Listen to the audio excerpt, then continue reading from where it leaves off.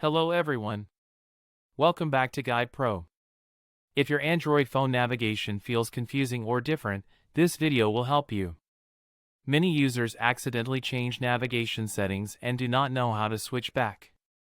First, open your phone settings. Scroll down and tap on System. Now tap on Navigation Mode. On some phones, this option may appear as System Navigation. From here, you will see two navigation options.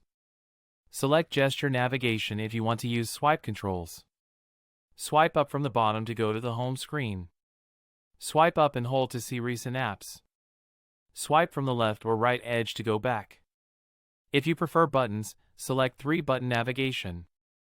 This will show the back, home, and recent apps buttons at the bottom of the screen. After selecting your preferred navigation mode, the change will apply instantly. Try using the navigation to make sure it feels comfortable. If navigation does not work properly, restart your phone once. This helps apply the settings correctly. You can switch between navigation modes anytime using the same steps. Choose the option that suits your daily usage best. If this video helped you, give it a like. Subscribe to Guide Pro for more Android tips and setting fixes. Thanks for watching, and I will see you in the next video.